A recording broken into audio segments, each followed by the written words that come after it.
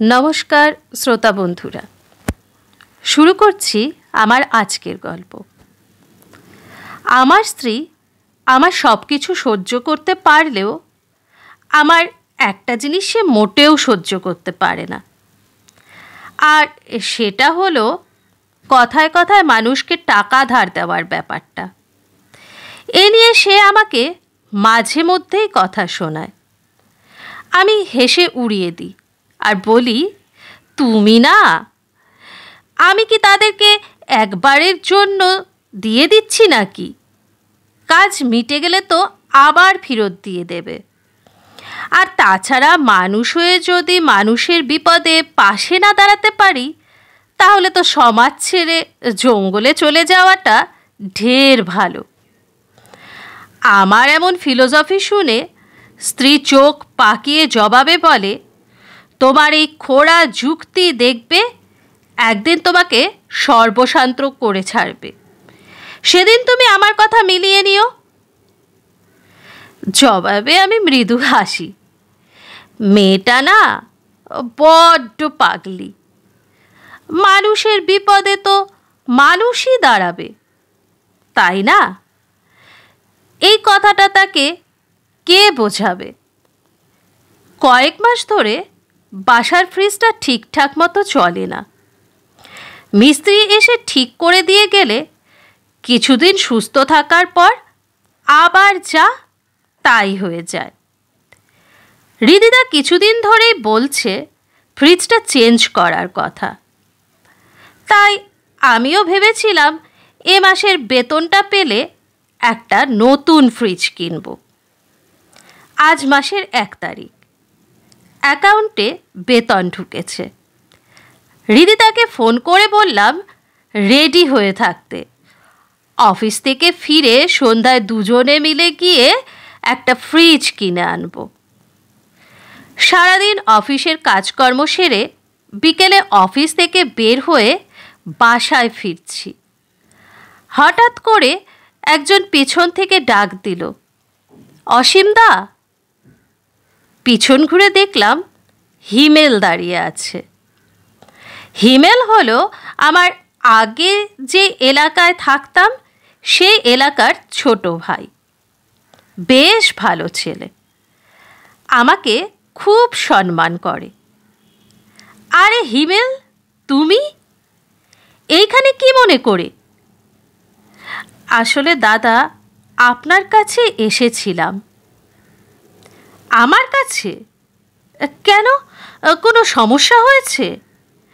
আন্টির শরীর ঠিক আছে তো? না দাদা, মা কয়েকদিন ধরে খুব অসুস্থ। এদিকে বাবার এ মাসের পেনশনের টাকাটাও এখনো পাইনি। আর আমি যেখানে চাকরি করি সেখানেও 5 তারিখে বেতন দেয়। কি করব কিছু বুঝতে পারছি না। টাকা লাগবে, তাই তো? আন্টির চিকিৎসার জন্য টাকা লাগবে, তো এত ইতস্ততের কি আছে?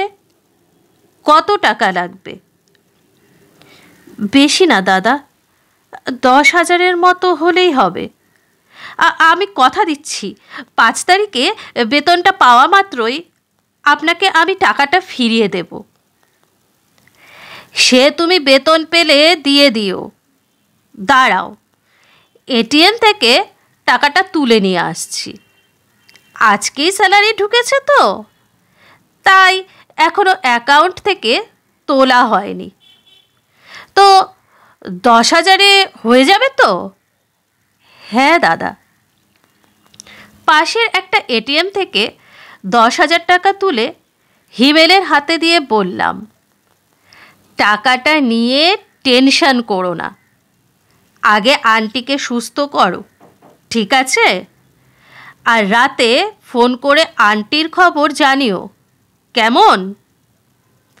হিমেল টাকাটা পেয়ে বেশ খুশি মনে ফিরে গেলে আমিও বাসার দিকে রওনা দিলাম।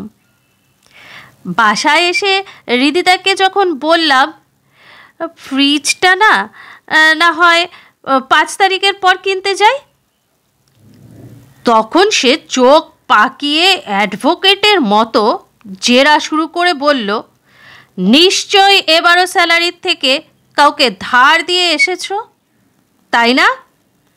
কাকে দিয়েছো? কেন দিয়েছো? তোমাকে 3 মাস ধরে বলছি ফ্রিজটা নষ্ট হয়ে গিয়েছে। কয়েকদিন পর পর নষ্ট হয়ে গেলে ফ্রিজে সব কিছু পরিষ্কার করতে গিয়ে আমার দম ছুটে যায়। আর আজ নিজে থেকে ফ্রিজ কেনার কথা বলে এখন বলছো আবার 5 তারিখে। হৃদিতাকে শান্ত করিয়ে বললাম, আরে রাখছো কেন? পুরোটা শুনবে তো আগে। আমরা আগে যেই বাসায় ভাড়া থাকতাম ওখানকার মায়া আন্টিকে তো তুমি চেনো। হ্যাঁ, চিনব না কেন? কি হয়েছে আন্টির? আন্টি নাকি খুব অসুস্থ।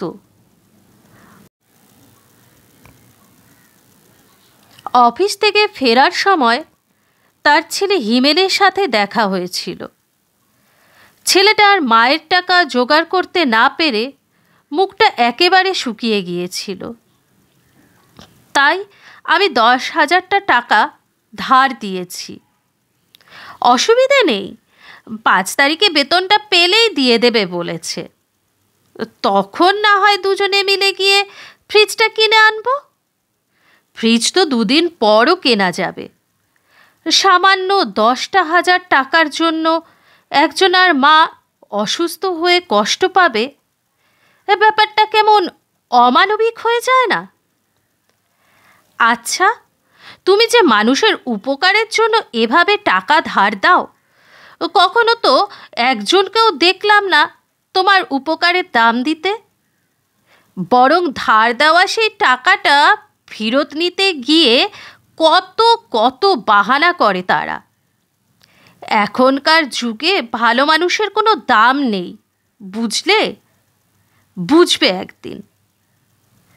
আমি হৃদিতার কথা শুনে আবারও হাসি। মেয়েটা সত্যি একটা পাগলি। উপকারের প্রতিদানের আশায় উপকার করলে সেই উপকারের আর মান থাকলো কোথায়? কিছুদিন আগের কথা, রাতে বসে বসে টিভি দেখছিলাম। হঠাৎ করে হৃদিতা এসে তার হাতের মোবাইলটা আমার সামনে ধরে বলল, এটা তোমার বন্ধু সুজিত না? আমি ভালো মতো দেখে বললাম, হ্যাঁ সুজিতই তো। কেন, কি হয়েছে? সুজিত না তোমার বাল্যকালের বন্ধু? তো তার বিয়েতে কই তোমাকে নিমন্ত্রণ করলো না তো? কি জানি, আর না করলেই ভালো করেছে। নিমন্ত্রণও করলে তো তখন যেতেই লাগতো। এদিকে অফিসে কাজের যে চাপ, তখন না গেলে সে কি ভাবতো। দেখি হাদারামটার বউটাকে দেখি তো। সুজিতের কাপল ছবি দেখতে গিয়ে দেখলাম আমাদের গ্রুপের প্রায় সব কয়জনাই সেখানে উপস্থিত আছে, শুধু আমি বাদে। মৃদু হেসে বললাম, যাক, শেষমেশ হাদারামটারও একটা হিল্লে হলো। কলেজ থাকাকালীন তো সবাই মিলে খ্যাপাতাম আর বলতাম তোর কপালে কোনো মেয়ে নেই। যাক, বউটা বেশ মিষ্টি দেখতে হয়েছে, বেশ মানিয়েছে, কি বলো? হৃদিতা রাগে ফোঁস করতে করতে বলল, তুমি না, তোমাকে যে উপরওয়ালা কোন মাটি দিয়ে তৈরি করেছেন তা একমাত্র তিনিই ভালো জানেন। আমি হেসে বললাম, আরে রাগ করছো কেন? আমার বউটাও কি কম সুন্দরী নাকি? সুজিতের বউয়ের থেকেও ঢের সুন্দরী আমার বউ। আরে আরে, কোথায় যাচ্ছ? শুনো না। সেদিন বিকেলে বাজার থেকে ফেরার সময় সুজিত এসে ধরলো আমাকে। তারপর হাত দুটো ধরে বলল, বন্ধু, তোকে কয়েকদিন ধরে হন্যে হয়ে খুঁজছি আমি, কোথায় থাকিস বলতো? আমি কোনো উত্তর দিলাম না, শুধু মৃদু হাসলাম একটু। সুজিত আবার বলা শুরু করলো, আচ্ছা শোন না, নতুন বিয়ে করে খুব ঝামেলায় পড়ে গেছি রে। বিয়েতে যে এত এত খরচা, আগে জানলে বিয়েই করতাম না। এতদিন ধরে যা সঞ্চয় করেছিলাম সব শেষ। তোর বৌদি কয়েকদিন ধরে দার্জিলিং যাওয়ার জন্য বায়না ধরেছে। এদিকে মানিব্যাগটা একটা টাকাও নেই। নতুন বউয়ের আবদার না রাখলে কেমন দেখায় তুই বল। বন্ধু শোন না, আমাকে কিছু টাকা দে না। দার্জিলিং থেকে ফিরে এসেই তোর টাকাটা ফেরত দিয়ে দেব, কথা দিলাম। প্লিজ বন্ধু, না বলবি না। অনেক আশা নিয়ে তোর কাছে এসেছি। আমার কাছে তো এখন বেশি টাকা নেই। বেশি না তো, মাত্র 20,000 মতো দিলেই হবে। কিন্তু কোনো কিন্তু টিন্তু না, দিতেই হবে তোকে। অগত্যা আরও একবার হৃদিতাকে লুকিয়ে সুজিতকে 20,000 টাকা দিলাম। নতুন বউ নিয়ে ঘোরাঘুরি করার ইচ্ছা কারই বা না থাকে। আমিও তো হৃদিতাকে নিয়ে কুলু, মানালি, পুরী সবখানে ঘুরেছি। এর কিছুদিন পর হৃদিতার বড় দিদি আর তার বর আমাদের বাসায় আসলেন। কথায় কথায় দিদি বললেন তার বর নাকি নতুন একটা বিজনেস শুরু করতে যাচ্ছে। শুনে বললাম, ভালোই তো। তা দাদা, কিসের ব্যবসা? হোলসেলের। আমাদের বড় বাজারে তো এখন হোলসেলের ব্যবসাটা একেবারে রমরমা হয়ে উঠেছে। তাহলে তো ভালোই। এবার দিদি বিরস মুখে বললেন, ভালো আর কোথায় ভাই, এতদিন ভবঘুরের মতো ঘুরে বেড়াচ্ছিল দেখে সবাই কত কিছু বলেছে ওকে। এখন একটা বিজনেস শুরু করতে যাচ্ছে, সেখানেও সবার অসুবিধা। বললাম, কেন দিদি? দাদা কিছু একটা করলে তো সবারই খুশি হওয়ার কথা। সেটা তো সবাই ওপরে ওপরে দেখায়। তোমার দাদা বিজনেস করতে যাচ্ছে। বাবার কাছে গিয়ে বললাম, বাবা তোমার জামাই নতুন ব্যবসা করতে চাইছে, কিছু টাকা কম পড়েছে। বাবা মুখের উপরে না করে দিলেন। তুমি বলো, আমি কি তার সৎ মেয়ে? আজ রীতিদা যদি চাইতো ঠিকই দিয়ে দিত।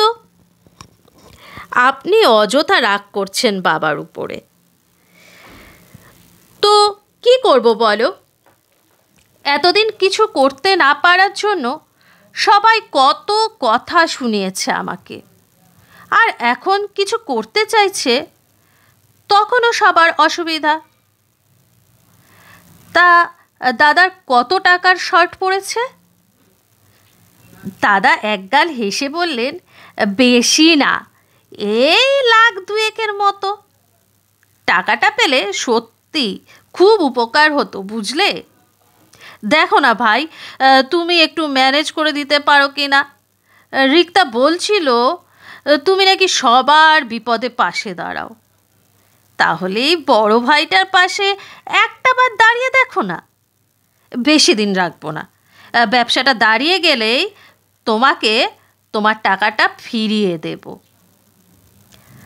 কথাটা শুনে হৃদিতা আমার হাত টিপে বারণ করার চেষ্টা করল, কিন্তু আমি হৃদিতার বারণ না শুনে বললাম, আচ্ছা ঠিক আছে দাদা, আপনাকে আর কারোর কাছে যেতে হবে না। আপনি বরং মন দিয়ে নতুন ব্যবসার পরিকল্পনা করেন। সে রাতেও হৃদিতা আমার উপর চড়াও হলো। বুঝি না মেয়েটা এমন কেন। আমি কি তাদেরকে টাকাগুলো এমনি এমনি দিচ্ছি?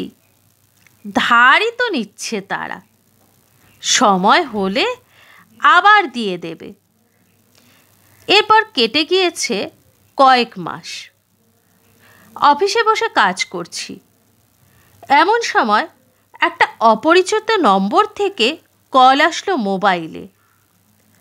কলটা রিসিভ করতে ওপাশ হতে একজন বলে উঠল, হৃদিতা কি আপনার স্ত্রী? ওনার গুরুতর অ্যাক্সিডেন্ট হয়েছে, হাসপাতালে ভর্তি করানো হয়েছে, আপনি এক্ষুনি চলে আসুন। কথাটা শোনা মাত্র পায়ের নিচ থেকে মাটি সরে গেল আমার। অফিসের কাজ কাম ফেলে রেখে যতটা দ্রুত সম্ভব হাসপাতালে পৌঁছালাম। হৃদিতাকে তখন আইসিইউতে নেওয়া হয়েছে, খুবই গুরুতর অবস্থা। হৃদিতা যে হাসপাতালে এনেছিল তার মারফত জানতে পারলাম সকালে বাজার করে যাওয়ার সময় একটা বেপরোয়া বাসের ধাক্কা খেয়ে এই অবস্থা হয়েছে। ডাক্তারের সাথে দেখা করতে গেলে তিনি জানালেন রোগীর অবস্থা খুবই ক্রিটিক্যাল। প্রাথমিক ট্রিটমেন্ট করা হলেও জরুরি ভিত্তিতে মাথার অপারেশন না করাতে পারলে রোগীকে বাঁচানো যাবে না। ডাক্তারের মুখে কথাটা শুনে আমার মাথায় যেন আকাশ ভেঙে পড়ল। পাগলের মতো হয়ে বললাম, আমার হৃদিতার কিছু হবে না ডাক্তার, আপনারা অপারেশনের ব্যবস্থা করুন। আচ্ছা ঠিক আছে, আপনি কাউন্টারে ফর্ম ফিল আপ করে 2 লাখ টাকা জমা করেন, আমরা ব্যবস্থা করছি। আচ্ছা ঠিক আছে। ডাক্তারের কাছ থেকে সরে একটাবার আইসিইউয়ের ছোট গ্লাস দিয়ে ভিতরে তাকালাম। দেখি হৃদিতার মুখে অক্সিজেনের মাস্ক লাগানো, মাথায় ব্যান্ডেজ করা। নিজের অজান্তেই চোখ দিয়ে 2 ফোঁটা জল গড়িয়ে পড়ল। সেখান থেকে সরে এসে রজতদাকে ফোন করলাম। দাদা, হৃদিতার অ্যাক্সিডেন্ট হয়েছে, আইসিইউতে ভর্তি হয়ে আছে, ডাক্তার বলছে অপারেশন করাতে হবে, 2 লাখ টাকা লাগবে, আপনি একটু ব্যবস্থা করেন না দাদা। দেখো অসীম, কয়েক মাস আগেই তোমার থেকে টাকাটা এনে সবে ব্যবসাতে খাটিয়েছি, এখন তো সবচেয়ে টাকা শেষ ভায়া। আচ্ছা তুমি টেনশন করো না, আমি দেখছি, রিক্তাকে ফোন করে যেতে বলছি এক্ষুনি। বলেই কলটা কেটে দিল।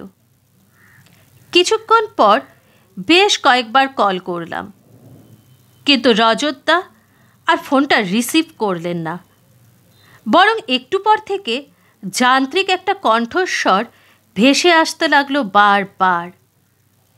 উপায় না পেয়ে একে একে সবাইকে ফোন করলাম, অফিস কলিগ থেকে শুরু করে বন্ধু মহলের সবাইকে। সবাই নানান বাহানা দেখিয়ে এড়িয়ে গেল।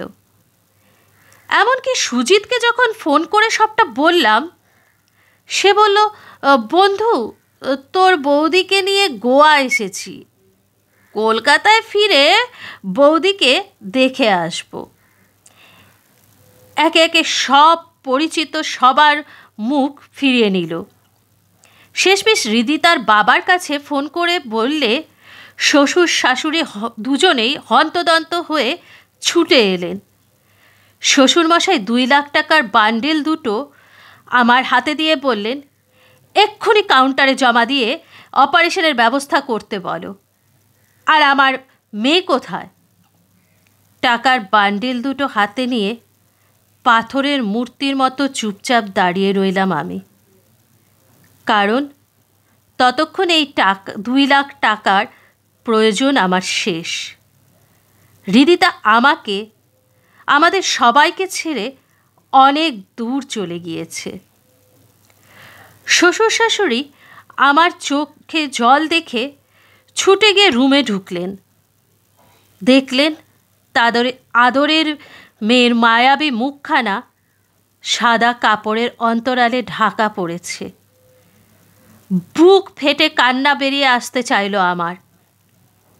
অশ্রুসিক্ত চোখে হাতে ধরে রাখা টাকার বান্ডিল দুটোর দিকে তাকিয়ে বললাম, এতদিন তোর মাধ্যমে বহু মানুষের উপকার করেছি আমি।